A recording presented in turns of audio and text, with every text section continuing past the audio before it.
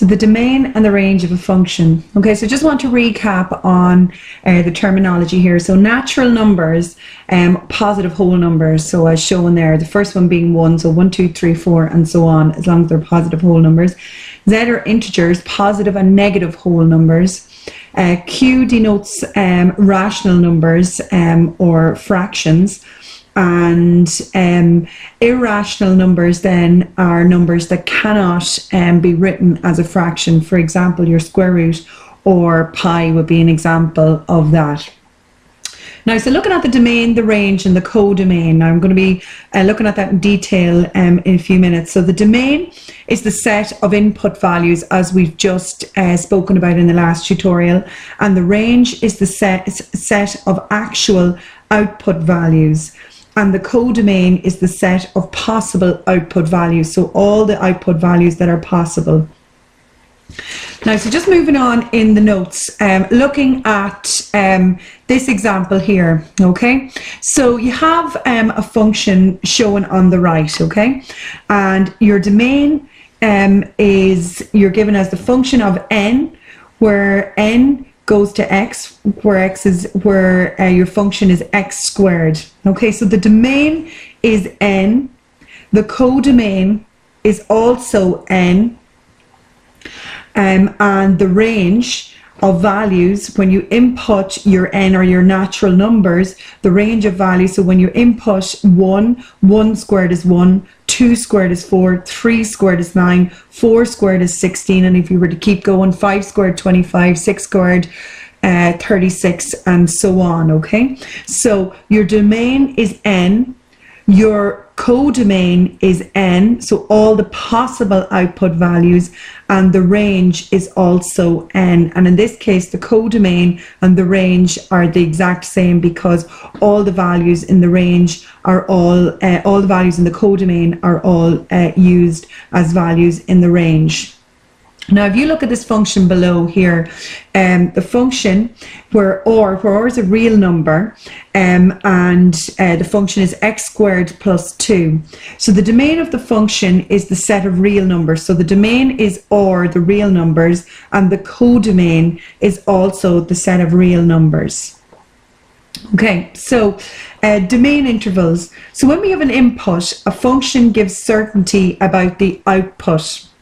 So to create functions from certain relations, it's necessary to restrict the domain and create intervals in which the relation is a function. So this is very important when you're talking about logs, because you can't have the log of a negative number, or when you're talking about the square root of negative numbers, which are undefined. Okay, so in this case here, so when you're dealing with a log function, it's the function of all. R plus stands for all the positive real numbers. Okay, so that's your domain, and your codomain is real numbers, and your function is the ln of x. So the domain must be restricted to the values of x, so R plus meaning all real positive numbers, x which is greater than 0, because you can't get the log of a negative number.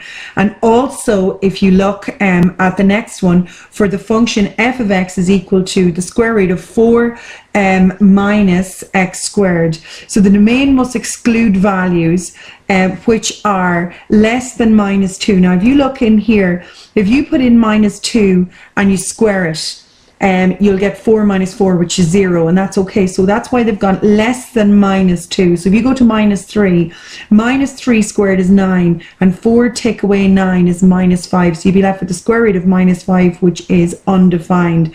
Also, if you look at values that are greater than 2, so if you go for 3 squared, it's 9. So you'll still have 4 minus 9, which is minus 5, the square root of a negative number, which you can't have. So that's why your domain are values that are less than minus 2 or greater than 2.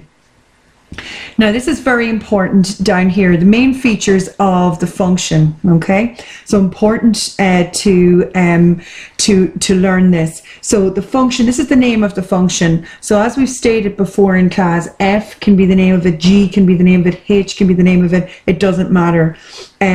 Then your next, in this case, r is the domain. So in this case, you'll be talking about real numbers is your domain. Your codomain is also real numbers with respect to this particular function. This is X, which is the input, okay? So these are the values that you're going to be inputting, and this is your Y value, which is also known as your range, or also known as your output. Very, very important. Your name, your domain, your codomain, your input, and this is referred to as your output or your range, okay? Now, one last thing I want to look at now is just the vertical line test to test if something is a function, okay?